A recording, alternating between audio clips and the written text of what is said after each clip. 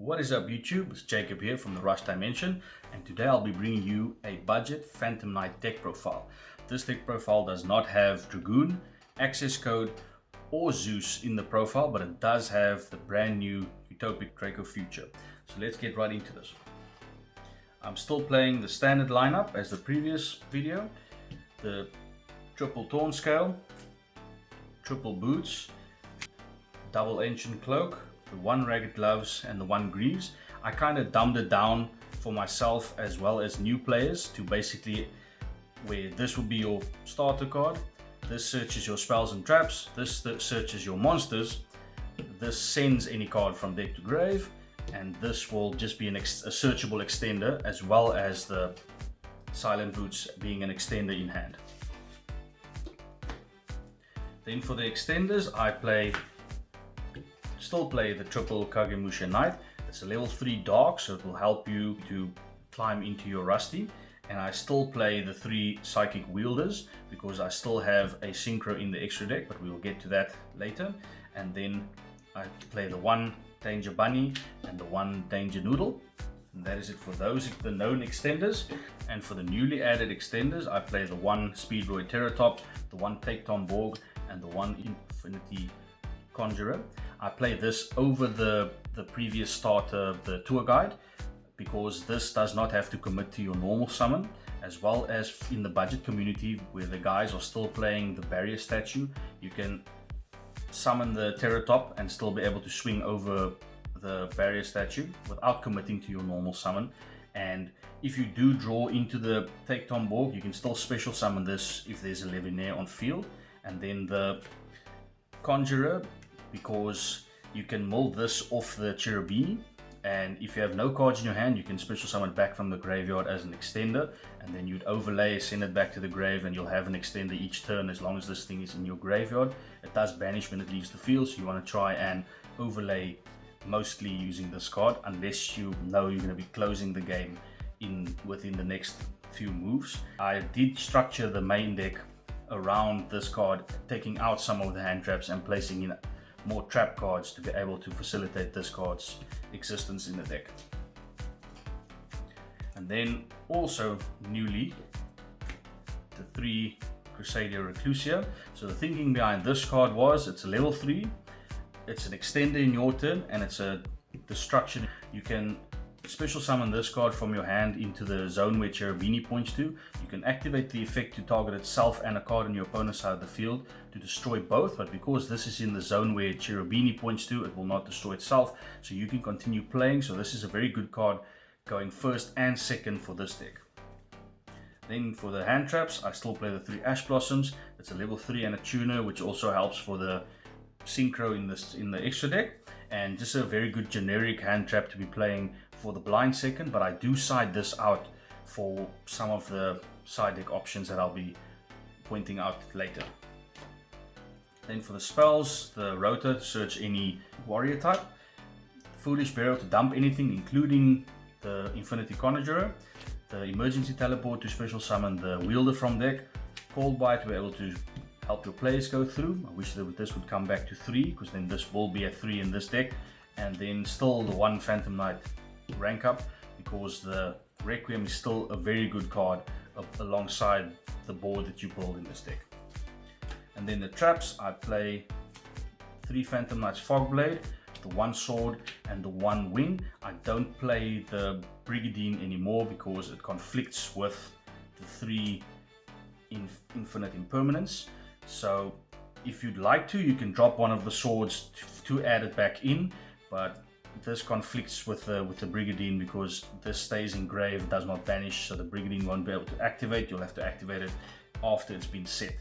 And this over any other hand trap, I took out the Ghost Bells to be able to play this, because you can set this in your turn to have no cards in hand, to be able to float back the Infinity Conjurer, as well as being a hand trap still in your opponent's turn and not once per turn is still very good. Then going into the extra deck, I play the 1 Cherubini, Phantom Knight of the Burning Abyss, the 1 Rusty Bardish, still a very good card. It's a dumb card, along with the Taunt Scales, very good cards that this deck can play with. Much smaller Nightmare package, just the generic back row removal, able to spin any card back and being able to climb into both in your going second board is actually still very good. This could honestly be any links that you guys would like to play, or even any rank 4s if you still want to be able to play the rank 4s. Then just the one Borrel Sword over the Accesscode, because this is a budget build, and this will then be your OTK button. You still have more than enough monsters on field to be able to use this to swing for game. And then going into the rank 3s, I doubled up on obviously all the necessary rank 3s. Levidae Dragon to special summon banished Phantom Knights back. Break Sword being my favorite Phantom Knight card. And then this can be any rank 3 or any link that you guys have available to your side. I opted the Cicada King just as an additional monster negate, and because it has a very big defense when playing against your opponent, because I found myself having, including the Infinity Conjurer, having extra monsters on board, which is usually 2 level 3s. So you can either link into a link 2, but I needed more disruption on my side, and this, or if you do have Bamboozling Gossip Shadow, I do not have that card, you can use them as an additional monster negate. I just like this one because it has a very big booty. And then the newly received Utopic Future and Utopic Draco Future. This card is so dumb. Being able to negate any monster effect and then steal the monster if it was on the field originally was brilliant.